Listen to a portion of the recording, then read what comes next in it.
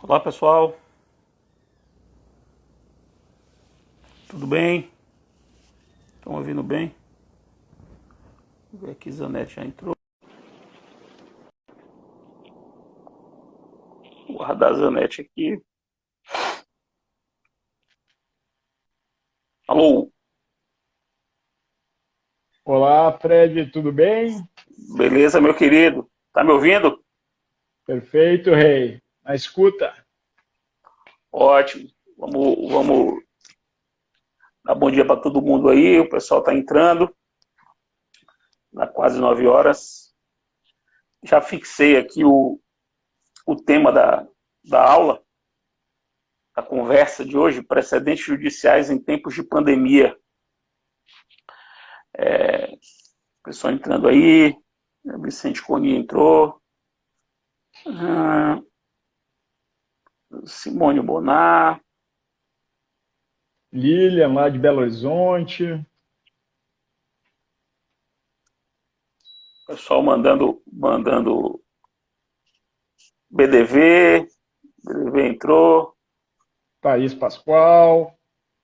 Thais Pascoal entrou, foi? Entrou. Maravilha,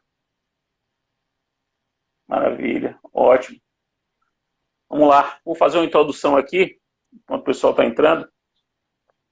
Primeiro, agradecer a presença de meu irmão, né? Hermes Zanetti Júnior,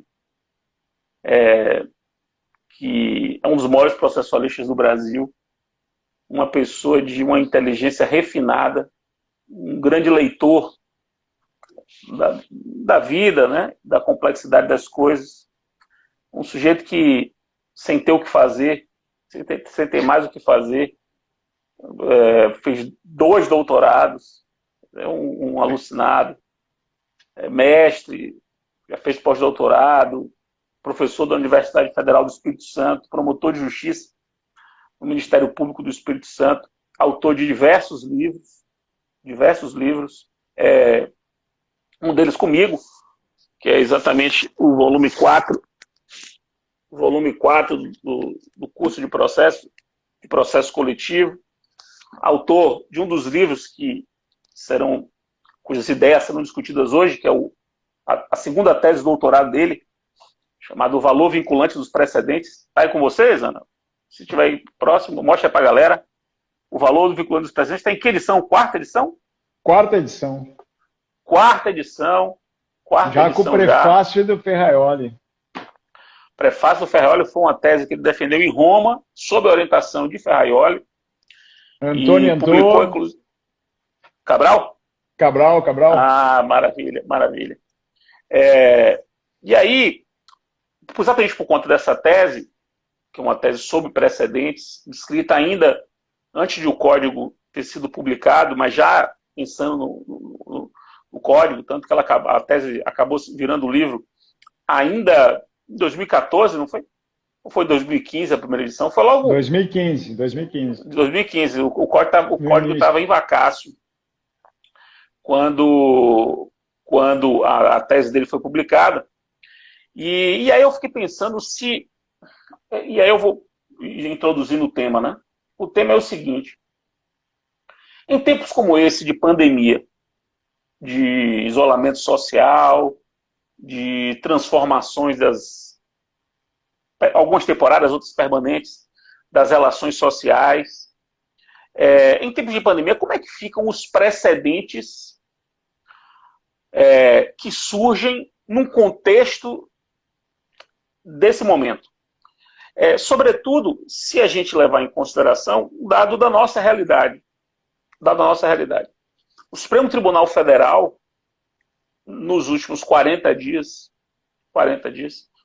já enfrentou questões como interpretar a lei de responsabilidade fiscal, de que modo é possível controlar a publicidade governamental, como é que se interpretam as competências concorrentes constitucionais em matéria de saúde pública, questão trabalhista, suspensão dos contratos de trabalho com aquela MP trabalhista, questão se lotérica é serviço essencial ou não, isso já foi objeto do Supremo nesse período Isso tudo só no Supremo Tribunal Federal e mais coisas em 40 dias.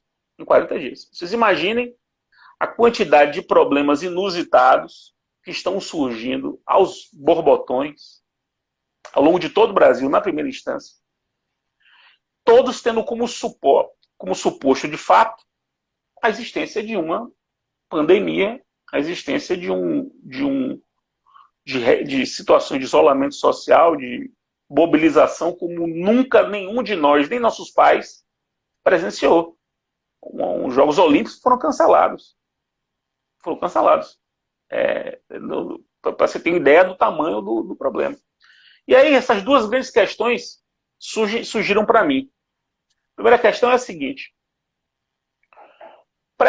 quais os precedentes, portanto, quais as compreensões do direito surgidas num tempo de pandemia vieram para ficar pós-pandemia?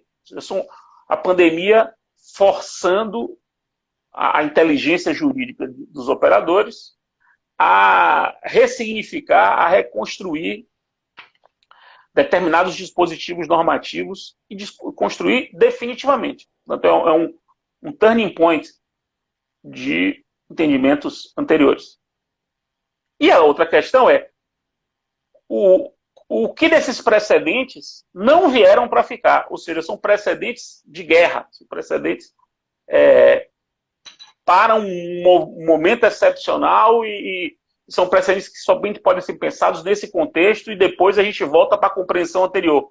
A gente pode resetar e volta para a compreensão anterior. Então essas são as duas grandes questões que serão objeto das nossas reflexões. Me desanexo, passar a palavra a ele para ele fazer a sua apresentação e fazer as suas considerações iniciais, não sem antes agradecer novamente, meu amigo. Obrigado por ter vindo aí, por ter conversado com a gente sobre isso.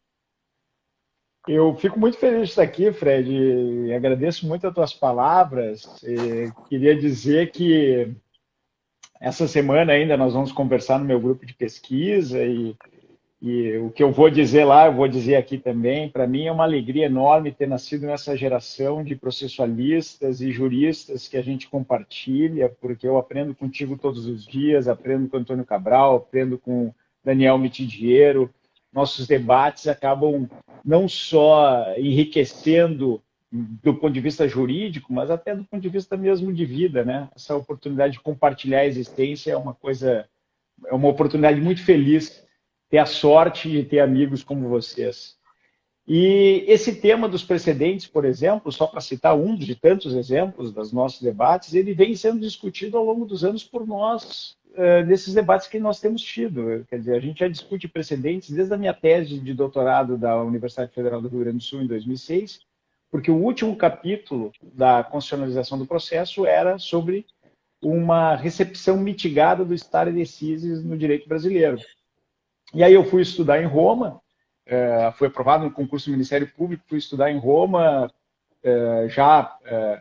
como promotor de justiça, a virada do nosso ordenamento jurídico para um modelo de precedentes. E o que eu percebi, Fred, é que o nosso modelo de ordenamento jurídico era totalmente adaptável ao modelo de precedentes. O problema dos precedentes não tem nada a ver com o fato de ser um país de civil law, de common law. O problema dos precedentes é um problema simplesmente de racionalidade do direito.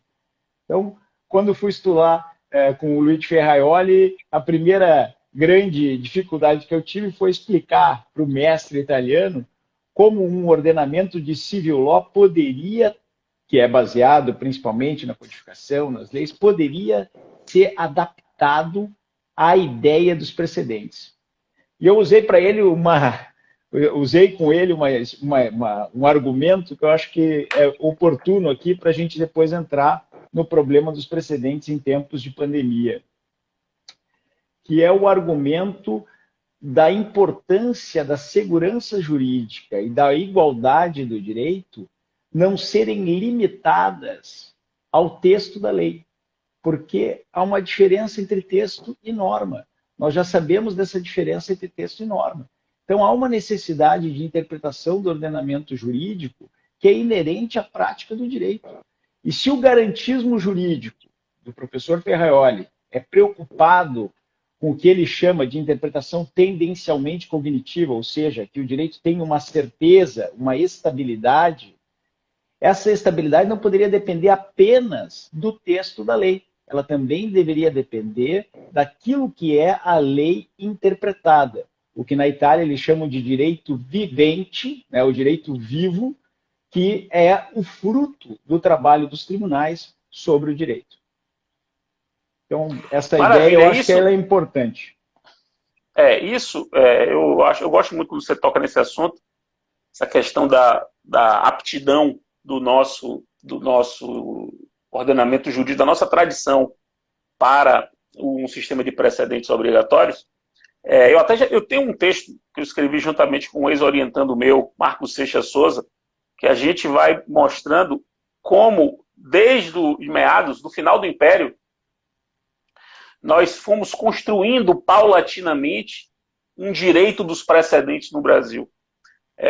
De modo que o CPC, quando veio e organizou esse sistema de precedentes, ele não saiu do nada. Ele não é um sistema que foi tirado da cartola, de alguma cartola intelectual, doutrinária ou legislativa, ou de um legislador, um deputado. Não, ele é resultado de anos de construção, de peças, né? Passo a passo. Não caiu do céu azul, né? Não caiu do céu azul. Isso é um ponto. E é interessante como essa relação que se faz entre precedentes obrigatórios e common law é uma relação feita por quem simplesmente não sabe do assunto. Né? É um desconhecimento do assunto.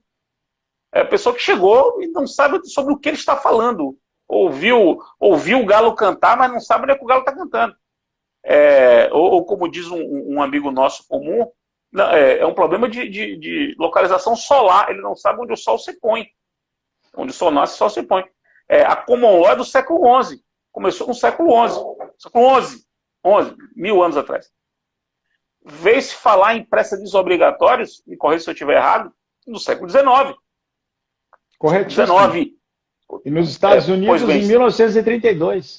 Quer dizer... Então você está falando aí de 900 anos depois, 800 anos depois.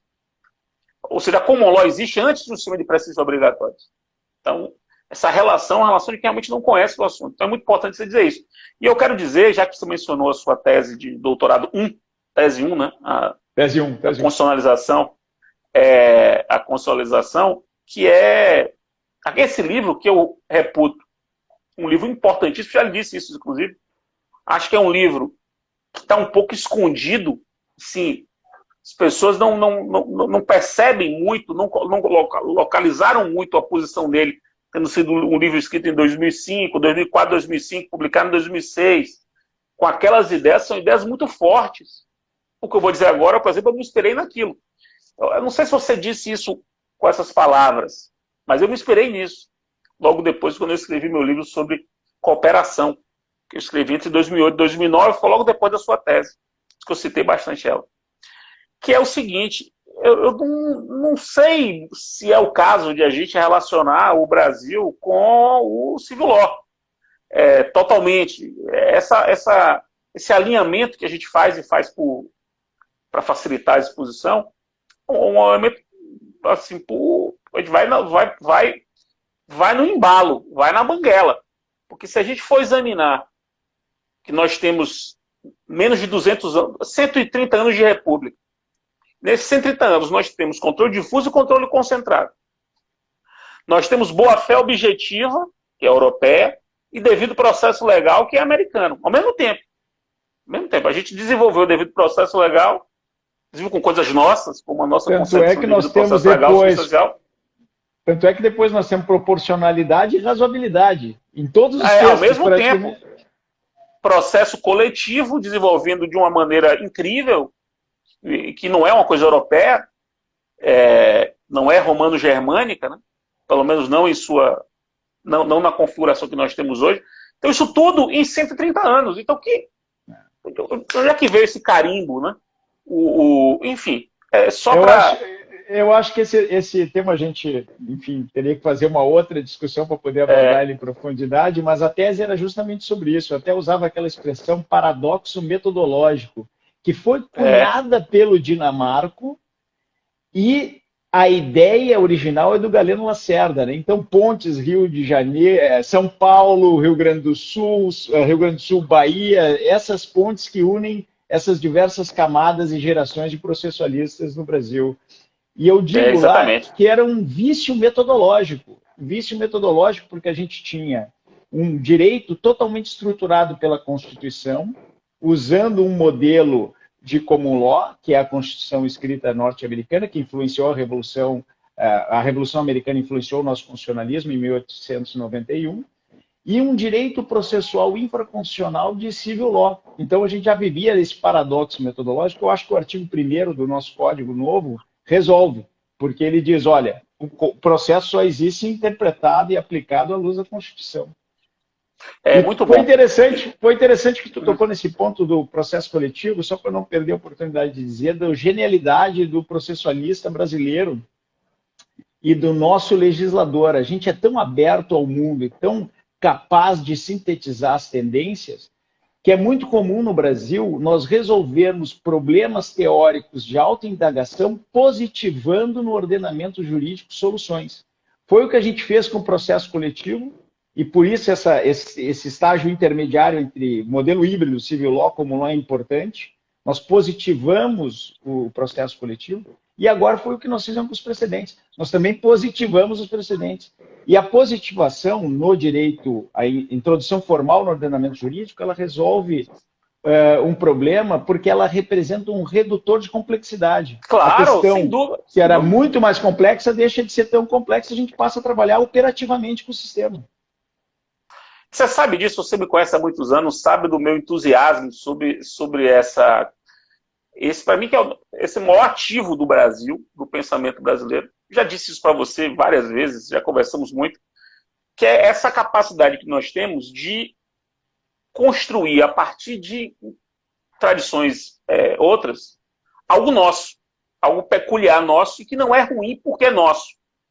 Às vezes é bom porque é nosso. Enfim, isso daria uma outra conversa. Então eu quero, mas o pessoal parece que gostou dessa conversa nossa aí e quer que a gente marque um dia para conversar só sobre isso. Só sobre Perfeito. isso. Eu quero começar dizendo o seguinte, aquelas duas linhas, né? Retomando aquela nossa pegada inicial. Eu pensando já aqui, eu reflito que há dois pontos que me parecem que, sendo recompreendidos nesse tempo de pandemia, talvez venham para ficar. 2 pontos da Constituição. Primeiro é uma dimensão do que é a Federação Brasileira.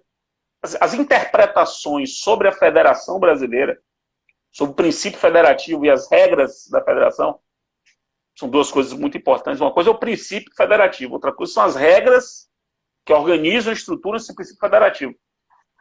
Tudo aquilo que o Supremo vier a compreender neste momento sobre os aspectos federativos, eu tenho a impressão de que vem para ficar. A impressão que eu tenho é que nós vamos... essa confusão, esse momento histórico, força todo mundo a ter de pensar a Federação Brasileira juridicamente. Não só politicamente, mas juridicamente. E isso pode, Zana, ter um impacto em médio prazo interessante para o processo.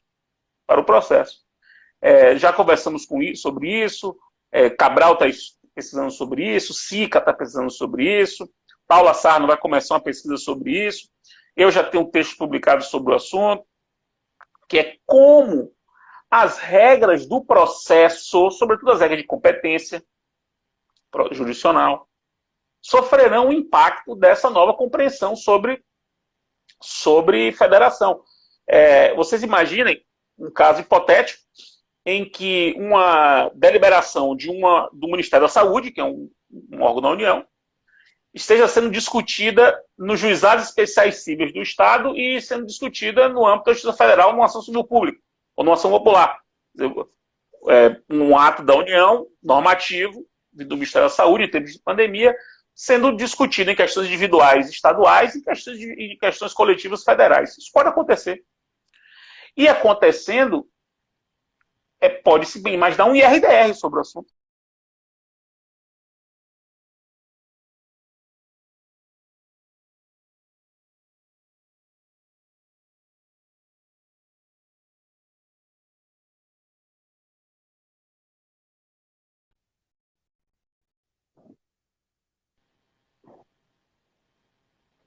Pode dar um IRDR sobre o assunto. Você falhou na hora, falhou Falhou, na minha falhou o transmissão? resto do raciocínio. Parou no IRDR sobre o É, assunto. é que faltou luz aqui em casa e aí a internet, o Wi-Fi Foi, caiu, eu tive que estar no 4G. a vida se faz ao vivo. A vida ao vivo, exatamente. Voltando então. Então, o que é que pode acontecer? O mesmo ato normativo federal, sendo discutido no âmbito da Justiça Federal e no âmbito na Justiça Estadual. Sendo que é um ato normativo que envolve política de saúde pública do Brasil. Então, quem é que julgaria um IRDR? É possível dois IRDRs, um TRF e um TJ? Como é que seria a melhor? Qual seria o mais adequado para isso? São reflexões que podem surgir dessa nova compreensão sobre o federalismo em relação ao processo. E a outra coisa, outro ponto que me parece que pode ser recompreendido, e talvez essa recompreensão durante esse período seja uma recompreensão que fique para o futuro, é sobre o princípio da solidariedade, que é um princípio que pauta a nossa República.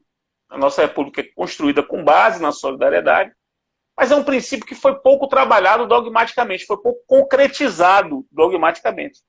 E talvez as concretizações do princípio da solidariedade durante esse período possam ser concretizações que venham para ficar. Ou seja, o tempo de pandemia gerando a necessidade de uma reflexão mais profunda sobre uma outra perspectiva de dispositivos normativos tradicionais que ou vinham sendo interpretados de uma maneira meio que inerte ou que não davam muito, as pessoas não davam muito a bola, como é o caso da solidariedade. O que você acha? O que você acha disso, meu querido? Bom, eu acho que esse tema, eu acho que é um tema fundamental para que a gente discuta, né? Eu vou dar um passo atrás, Fred, só para a gente poder um pouco organizar as ideias que a gente vai avançar aqui. E a primeira coisa é observar que uma pessoa, não me lembro aqui o nome de quem, escreveu que se trata de jurisprudência de crise. Eu acho que a gente tem que fazer uma distinção, eu tenho me procurado fazer sempre essa distinção entre o que é a jurisprudência, que é uma espécie de 1000 folhas, várias camadas de decisão, das quais nós tentamos tirar qual é o entendimento, e que vale pelas boas razões, do que são os precedentes, que valem, para mim, independentemente das boas razões, eles valem pelo princípio da autoridade, pelo ingresso deles formalmente dentro do ordenamento jurídico, como norma, e também que partem de uma só decisão. Eu acho que isso é a ideia de leading case. Então, fazer essa diferença entre o que é o precedente, o que é uma decisão e o que é jurisprudência, eu acho que é interessante também.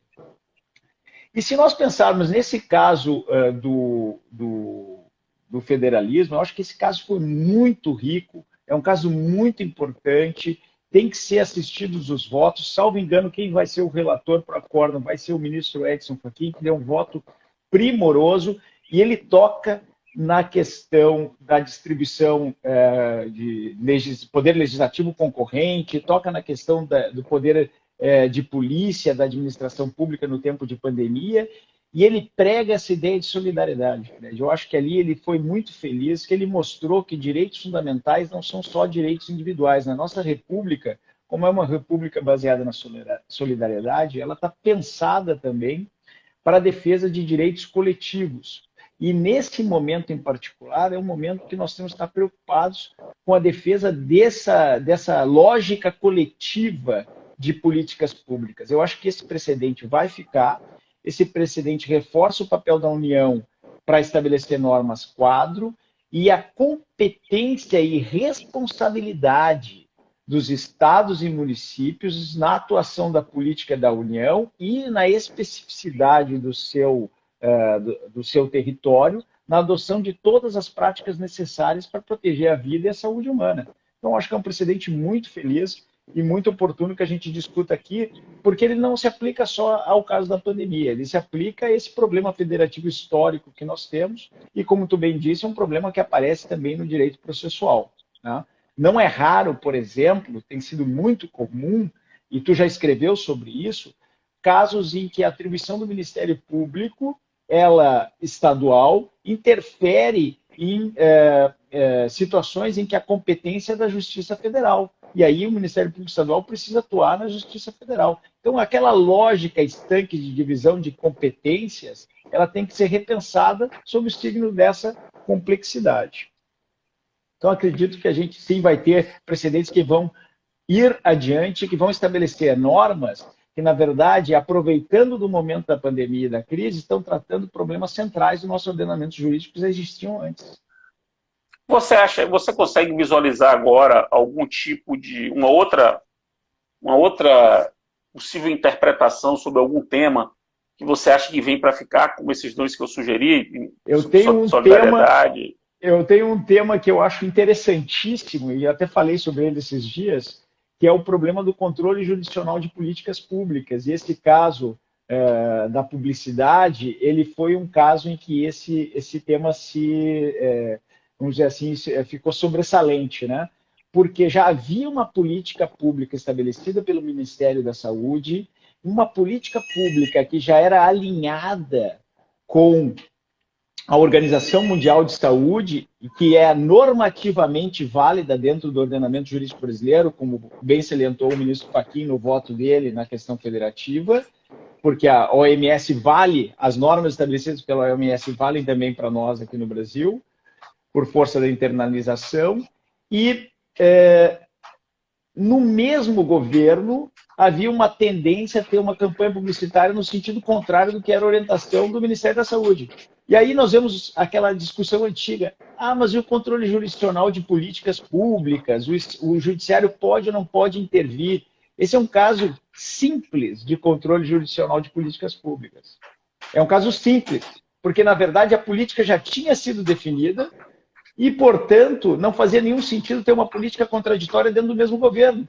O que o ministro Barroso fez no caso foi simplesmente, essa linha de política não pode ser adotada porque já há uma definição da política a ser seguida de proteção da vida, de proteção da saúde. Você não pode simplesmente deixar de seguir o que já é uma premissa normativa estabelecida dentro da própria esfera de decisão do Poder Executivo. Não, sem dúvida. Esse seu raciocínio me fez... Eu tenho pensado muito sobre isso, até a partir de algumas manifestações do ministro Supremo. Você acha que, a partir de agora, decisões judiciais que resolvam problemas relativos ao modo como o juiz deve se vincular a provas científicas vai mudar? Eu tenho a impressão Excelente tema. Tenho a impressão de que a visão tradicionalíssima, não vou dizer tradicional, mas tradicionalíssima, de que o juiz não está vinculado à perícia, o juiz faz o que quer, o juiz é o senhor de tudo.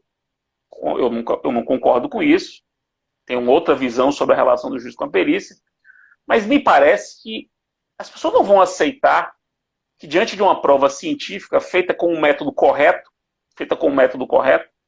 um método aceito pelos pares, o juiz simplesmente diga assim, não concordo, e a opinião do juiz sem lastro, porque ele não pode ser perito, prevaleça. Eu tenho a impressão de que, posso estar equivocado, mas tenho a impressão de que o pensamento jurídico surgido a partir desse momento não vai permitir que esse tipo de interpretação ocorra. Vai ser muito difícil argumentativamente você construir uma solução como essa. Então, e só para deixar claro, o pessoal que está assistindo, nós estamos falando aqui de precedentes em termos de pandemia. Não estamos falando sobre o que vai ficar permanente, qualquer coisa que vai permanecer pós-pandemia. Várias coisas vão permanecer pós-pandemia, inclusive as lives. Mas isso não tem a ver com precedente. Certamente, só no sentido lato. A gente aqui vai estar concentrando sobre de que modo a pandemia pode influenciar num sistema de precedentes, seja na reconstrução de normas jurídicas a partir da pandemia, reconstrução permanente, seja a construção de normas apenas para a pandemia. Essa segunda parte a gente não chegou ainda. Vamos só terminar essa primeira. Diga aí, meu amigo. Essa parte da prova que tu citou, ela é muito boa porque eu acho que há uma conexão entre essa mudança epistêmica, mudança na ciência, vamos chamar assim, tá? Da maneira como a gente encara a ciência do direito, que ocorreu na prova com Michele Tarufo, com o Jordi da Universidade de Girona, Jordi Ferrer Beltrán, da Universidade de Girona, e aqui no Brasil, com alunos do Daniel Mitidiero, como, por exemplo, o Vitor de Paula Ramos, que é uma mudança de encarar a prova não mais uma visão subjetivista e, portanto, o juiz decide conforme as próprias convicções, para uma visão racional. Ou seja, o juiz tem que decidir e justificar a sua decisão conforme o conjunto probatório e, portanto, todo ordenamento jurídico tem que ser voltado para a produção da maior completude de prova adequada para a solução daquele tipo de caso. Então tem uma virada epistêmica aí na teoria da prova, né? Uma virada que reflete no fato que o juiz não pode decidir da cabeça dele, ele tem que decidir dos autos, ele tem que decidir com base na prova que foi produzida, e ele não pode afastar simplesmente a prova científica, tá? Essa mesma lógica, que eu acho que tu colocou muito bem, vai ser reforçada agora pelo mesmo controle jurisdicional de políticas públicas da saúde, que sempre foi um problema, porque o juiz não quer ter a responsabilidade de falar contra o médico. Diério entrou aí para mandar um abraço. Entrou e vai sair, né? Agoniado, entrou, não vai ficar nem para ficar ouvindo. Poxa, Diério, mande uma pergunta que a gente responde. Aí a ideia era fazer essa passagem também nos precedentes. Porque, até para citar meu amigo Diério, não dá para a gente pensar que o juiz deve ser um juiz que vive das suas próprias boas razões. O juiz vive dentro de um ordenamento jurídico, ele precisa aplicar o ordenamento jurídico. O juiz não é livre para decidir como ele quiser. E se os precedentes fazem parte do ordenamento jurídico, então a virada subjetivista no âmbito dos precedentes é deixar de aplicar e decidir o direito conforme a minha visão do direito, para aplicar e decidir o direito conforme a visão que é estável do direito, a visão que foi estabelecida pelos precedentes. Então, acho que há um paralelismo aí nessa questão da prova científica. Existe também uma, que nós podemos chamar assim, apesar de opinável, apesar de interpretativa e construída, uma verdade jurídica, que não pode ser desconsiderada por quem aplica o direito. E essa verdade inclui os precedentes. Perfeito. Agora vamos para uma segunda parte da nossa reflexão,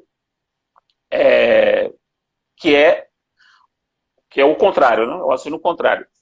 De que maneira... Ele acabou de confessar que entrou na nossa live dando aula, ó. É brincadeira isso. Mas a outra questão é a seguinte.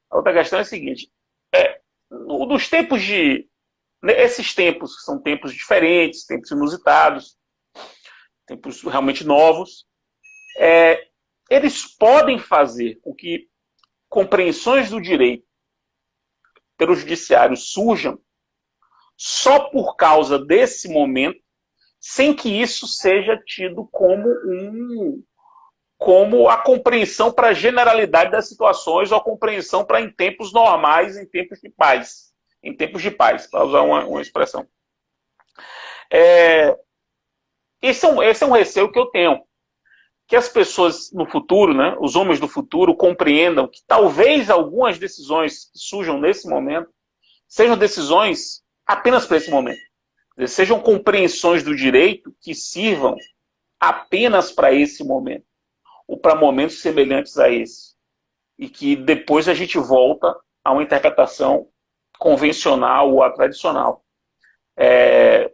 Tem essa expressão que alguns autores já usam, né? Precedentes em tempos de guerra, wartime precedents, o precedente de exceção.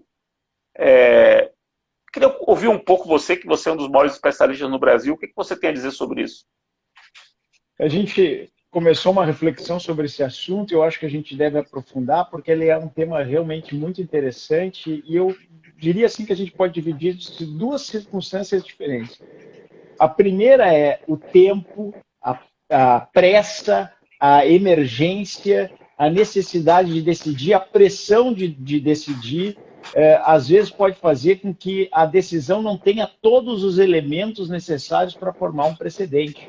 a decisão não seja estável do ponto de vista material, não do ponto de vista formal, porque ela pode ter sido tomada pelo órgão competente para a formação do precedente, mas do ponto de vista material ela não tem os elementos do precedente. E aí, as próprias circunstâncias fáticas do caso, a excepcionalidade do caso, podem fazer com que aquela decisão que foi tomada durante esse período de excepcionalidade de guerra não seja considerada um precedente. Tem uma expressão que eles usam muito, e até o próprio Barbosa Moreira já citou no Brasil, que é hard cases fazem precedentes ruins. Casos difíceis fazem precedentes ruins. Então, muitas das decisões tomadas, vamos dizer assim, de afogadilho nesse período, não vão fazer precedente porque são circunstâncias muito específicas de fato, porque são decisões tomadas com muita pressão, porque não tem estabilidade suficiente interna na decisão para que elas formem precedentes para o futuro. E vai ser, inclusive, fácil para o homem do futuro criticar as decisões desse período. Mas aí nós entramos na segunda parte da minha reflexão, né? Que é o caso de, também no futuro, ser muito fácil nós discutirmos o que foi decidido hoje, sem levar em consideração as circunstâncias do tempo de guerra. Então, acho que nós temos que aprender com a história que, em momentos de guerra, algumas medidas são necessárias para a garantia da estabilidade do direito, para a garantia de certeza e efetividade, que fazem com que os precedentes decididos aqui tenham uma certa ultratividade para questões que estão relacionadas a esse período e que, num período idêntico no futuro, podem servir de modelo e podem nos orientar a tomar decisões mais racionais, sendo considerado que se trata de um período excepcional, um período que não se repete com frequência. Eu mesmo já usei aqui que nós estamos vivendo um período de guerra, mas eu vou acolher a sugestão de Demetrio Magnoli, que acha que não convém a gente falar em tempos de guerra, porque nós não estamos em guerra. Em tempos excepcionais, né? Porque a retórica da guerra é uma retórica que justifica muita coisa. Veja que da própria Constituição, ela prevê pena de morte em caso de guerra, né? Isso é verdade. Do ponto de vista jurídico, sim. Mas quando a gente fala em tempos de guerra aqui, eu estou pensando mais naquela postura do Churchill. Eu sei. Do que propriamente numa postura que eu acho que o Demetrio está muito preocupado em advertir-nos disso, do que nós podemos legitimar com esse discurso. E aqui eu estou plenamente de acordo contigo, não devemos legitimar nada além da preocupação com a saúde e com a vida. Nada. E aí vem uma questão, Zana, que é interessante, né? O papel da distinção. A distinção como um instituto fundamental do sistema de precedentes, sem o qual não pode haver um sistema de precedentes adequado. A distinção vai ser cada vez mais importante, né? Porque para você compreender e eventualmente aplicar o precedente criado agora, numa situação futura, a comparação, o confronto entre o caso de ontem, que é hoje, né? Eu sou o homem do futuro. O caso de ontem com o caso de então, esse confronto entre esses dois casos, que é um confronto que se faz pela distinção, vai ter que levar em consideração isso, né? A gente não pode querer... A circunstância da gente estar nesse período. Exatamente. Isso é um elemento de distinção. Quando eu for decidir no futuro, um elemento de distinção é a circunstância que a gente está nesse período. Né? Talvez isso não valha para a questão da distribuição de competências federativas, porque pode não ser uma distinção relevante. Porque a gente pode ter avançado no ordenamento jurídico nesse período com essa decisão. Mas isso com certeza vale para outros casos em que se decidiu dessa forma só porque estamos nesse período. A questão da responsabilidade fiscal é um exemplo, né? Perfeito. O Alexandre de Moraes ele autorizou que não se cumprisse determinadas exigências da lei de responsabilidade fiscal neste ano por causa do que está acontecendo. Mas isso a alteração do procedimento legislativo também, que eu acho que foi uma decisão do Alexandre de Moraes. É verdade, uma simplificação, né? Para poder acelerar. Uma simplificação para poder acelerar a tramitação. É um excelente exemplo. Isso no futuro, tomara que isso não aconteça novamente, mas numa outra situação excepcional, você poderá invocar precedentes para situações excepcionais, né? E aí eu vejo a dificuldade, que é uma dificuldade retórica importante, que a gente não sabe o que é isso. Nós, brasileiros, não sabemos o que é isso. 3 gerações de brasileiros não sabem o que é isso. Pelo menos 3 gerações, contando cada geração há 20 anos, até mais, né? 4 gerações de brasileiros não sabem o que é isso. Não sabem o que é viver num tempo de excepcionalidade jurídica, excepcionalidade das situações. Um tempo em que, você imagine, eu acho que você vai concordar, todas as concepções formalistas de interpretação do direito não conseguem resolver. Não conseguem. Meus amigos mais formalistas... Excelente observação. Aliás, pelo contrário, elas atrapalham. Porque você pode chegar em becos sem saída e em soluções que são não jurídicas justamente porque está usando a interpretação formalista. A quantidade de perspectivas diversas, muitas das quais corretas, para o mesmo problema, desses grandes problemas que surgem nesse momento, é incrível, né? Então você se depara com uma questão que tem 10, 15 soluções boas, distintas, cada qual resolvendo, tentando focar mais para um lado ou para o outro. Todas muito boas. Então, qual delas é a correta? Qual delas é a única correta? É possível falar? É difícil falar sobre isso, né? Eu tenho muita dificuldade com esse tipo de compreensão. Até porque a ideia da dialética como uma forma de construção da solução mais adequada pelo confronto de posições pressupõe que eu não parta de uma premissa que existe uma mais adequada em abstrato. Quer dizer, eu tenho que construir essas soluções. E um pouco isso tem a ver com a formação dos precedentes, Fred, porque, no meu entendimento, esse espaço de conformação que há para a formação do precedente, ele faz uma densificação dessa resposta. E aí, se nós pensarmos nas soluções para o caso que nós estamos vivendo hoje, para os casos que estamos vivendo, soluções que são aplicáveis para o futuro, para todas as hipóteses, ela nos força a enfrentar o problema e concretizar uma solução que não vai ser aplicada por analogia. Ela é uma densificação do ordenamento jurídico, ela se aplica por subsunção. Acho que é um equívoco, a gente também traz essa ideia de que o precedente é sempre aplicado por analogia. Não, quando incide, quando se trata das mesmas circunstâncias fáticas e a solução jurídica deve ser aquela, é uma aplicação por subsunção, não é uma aplicação por analogia. É uma aplicação clássica, né? É uma aplicação clássica do direito, né? E vem cá, Zana, você que já estudou um pouco sobre isso, até no seu livro, mostre de novo esse livro para a galera ver. O pessoal quer ver seu livro que não conhece. Valor vinculante dos precedentes, 4ª edição, tese de doutorado número 2, de Zanetti. Tese 2. Já preparando uma 3ª, certa, tese 2. Mas eu trouxe esse aqui também, que nós estamos discutindo junto. Aqui é o seguinte, tem um capítulo nesse livro, que é o volume 2 do curso, inteiramente dedicado a precedentes. Eu tenho orgulho de dizer, e Zanetti até já registrou isso na tese dele, que o curso, em 2008, teve um capítulo sobre precedentes. Foi o primeiro curso a ter um capítulo sobre precedentes. Isso não é uma matéria de curso de direito processual.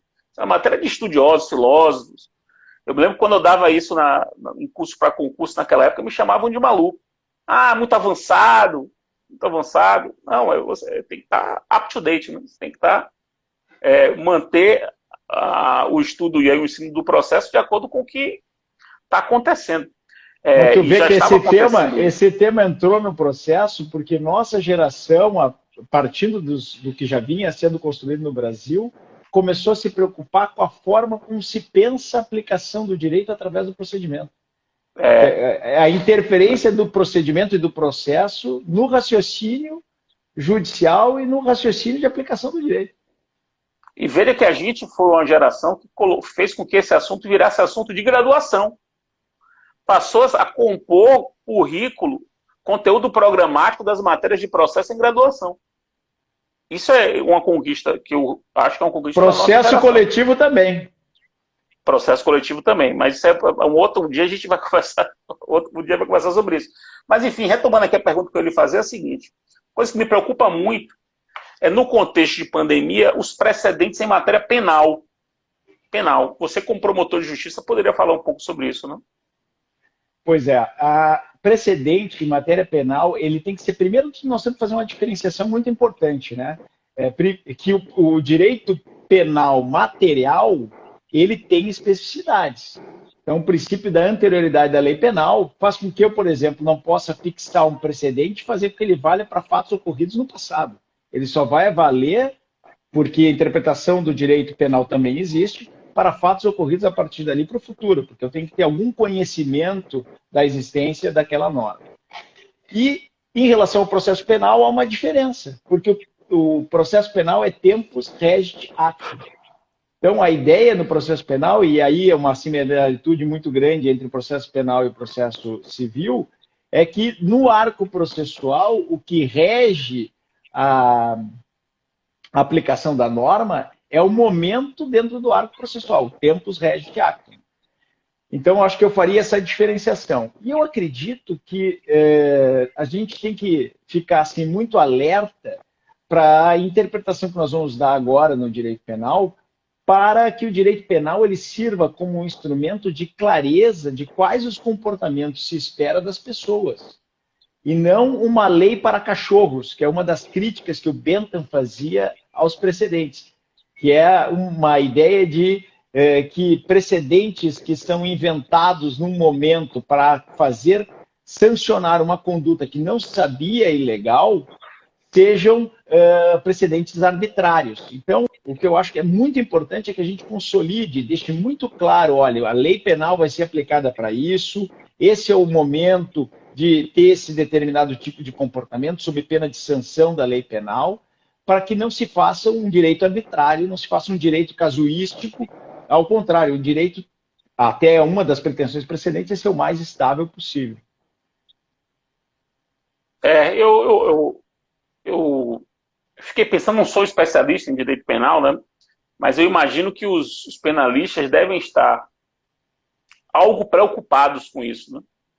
A sensibilidade, o direito penal é muito sensível aos humores sociais, né? A sensibilidade social e a sensibilidade no direito penal se aproximam muito, né?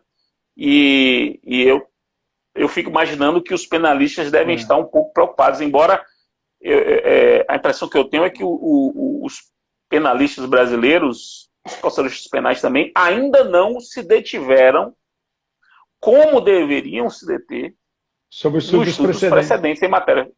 E que estão acontecendo. Nós temos vários casos de precedentes em matéria penal, inclusive inúmeros. Recursos repetitivos e RDRs de todo tipo. E eu queria fazer até uma observação interessante sobre isso, né?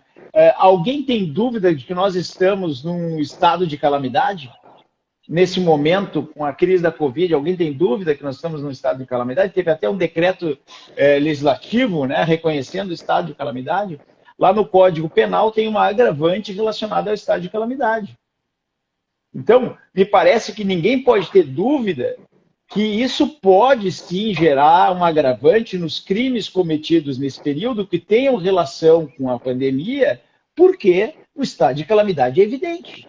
E aí eu fui estudar um pouco essa questão do estado de calamidade e eu percebi que normalmente isso está ligado, Fred, a uma interpretação que o juiz tem e não a um elemento normativo externo. Então, o juiz, na hora de aplicar o direito, interpretando o contexto, ele vai reconhecer a incidência dessa agravante ou não. Esse é o entendimento da maioria da doutrina penal. Evidentemente, quando nós vamos pensar numa doutrina pseudo-garantista, vão dizer, mas não tem critério. O critério é que o estado de calamidade, no caso presente da pandemia, é reconhecido por todos. Não há nem dúvida notório, sobre isso. Fato notório. É uma calamidade de fato notório. É uma calamidade de fato notório. Foi, inclusive, objeto de decreto legislativo do governo federal, mas vários estados também publicaram suas normas, municípios. Então, não há como negar esse fato. E aí eu lembro sempre que o Ferraioli, que é o pai do garantismo penal, né, racional, ele sempre usa uma frase do Beccaria. Ele diz o seguinte: a pena tem que ser justa, mas tem que ser certa. Porque o direito penal tem uma função dentro do ordenamento jurídico. O Ferraioli não é um abolicionista. ele defende que o direito penal incida e seja aplicável e sirva para a função que ele tem, tanto de prevenção geral quanto de prevenção especial, e com uma pena justa, mas uma pena certa. Então, eu acho que um pouco essa mensagem, também essa reflexão sobre a importância do ordenamento jurídico nós temos que fazer. Né? Nós não podemos ser ingênuos e pensar que o direito ele pode ser permitido tudo nesse período de pandemia e, portanto, uma arbitrariedade, um excesso de poder executivo, um excesso de criminalização de condutas, mas, por outro lado, o direito tem que se permanecer estável, ele tem que prestar essa função, né, de prevenção geral e prevenção especial, no caso do direito penal, mas para exemplificar como ordenamento jurídico como um todo, que significa dizer, o direito ele tem que fazer com que as pessoas refreiem seus ímpetos que sejam contrários ao bem comum nesse momento, ao mesmo tempo que ele tem que dizer para aquela pessoa que teve um comportamento ilícito que ela vai sofrer as consequências. Então, acredito que é uma questão de estabilidade. Bem, o pessoal está perguntando se a live vai ser gravada. Vai. Ela não só vai entrar no Stories, depois de terminar, então ficam 24 horas no Stories, depois vai para aquela página do YouTube da editora, que é a página da própria editora Juspódio, tem lá Estude com o Autor, então todas as lives estão lá. Todas as anteriores já estão lá, essa também vai entrar lá, para vocês poderem assistir sempre, a qualquer momento. E Matheus Barreto, que é professor de processo aqui na Bahia, mestre pela UFPA, estudou sobre precedentes no tempo do mestrado, ele faz uma pergunta interessante. Será que uma eventual superação do precedente, imagina um precedente anterior, que tenha de ser superado ou excepcionado nesse momento, será que se poderia falar numa superação com condição resolutiva? Ao contrário, você supera, esse entendimento vale até o final da confusão. Isso seria uma superação ou seria uma distinção? Ou seja, aquele precedente anterior não se aplica nesse contexto. Então, essa pergunta é uma pergunta interessante. Como disse o nosso amigo Léo, você faz a pergunta e já responde, não dá nem tempo de fazer a reflexão. Mas não, exatamente. A distinção é que caracteriza esse elemento, né? E aí a gente aprende uma outra coisa sobre o sistema de precedentes, que é o direito vivo, o direito interpretado e com pretensão de universalidade e racionalidade. Os precedentes eles vão criando uma cadeia.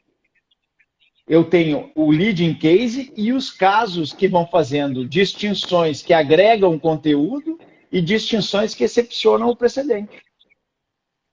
Então, acho que esse teu exemplo nos permite falar disso, né? Por uma situação excepcional, eu consigo afastar esse precedente anterior. Muito bom, muito bom. Beleza. Eu acho que está chegando ao fim. Muita gente passou por aqui, mais de 500 pessoas, chegou a bater mais de 500 pessoas. Eu imagino que no final vai dar umas 2.000 pessoas tendo passado por aqui. Acho que funcionou bem a nossa conversa. Zana. Muito rica, né? Muita coisa. E a gente vai falar, eu e Zana vamos marcar uma live, muito provavelmente em maio, para tratar do processo coletivo em temas de pandemia. É um outro raciocínio, que a gente vai pegar um outro assunto, que é um assunto muito querido nosso, muito caro, que é o assunto que gerou o nosso livro, que já vai aí para... São 13 anos já de livro, que é o volume 4 do curso, um livro de processo coletivo, que é dos meus livros do curso, aquele que eu mais mudo todo ano. Não sei se Zana sabe disso. Todo ano, nos últimos 5 anos, é o livro que mais tem gerado reflexão e coisas novas, pontos novos. É impressionante. E já estou projetando coisas para o ano que vem. Já até conversei com o Zana a respeito do assunto. Vamos ver se aprimora cada vez mais. Então, a próxima live nossa, minha e de Zana, vai ser sobre processo coletivo em tempos de pandemia. Queria agradecer a todos, agradecer a todas que participaram daqui. Esse vídeo vai para o Stories, depois vai para o YouTube. Hoje tem a promoção dos livros relacionados a essa live, tanto a tese de doutorado número 2 de Zana, o valor vinculante dos precedentes, como também o volume 2 do curso, que tem um capítulo inteiramente dedicado ao estudo dos precedentes. Zana, se despeça aí para a gente encerrar. Rei, foi um prazer, uma alegria, me diverti muito. Vamos seguir aí. Um prazer estar contigo. Abraço forte. Valeu. Beijo, pessoal. Até mais.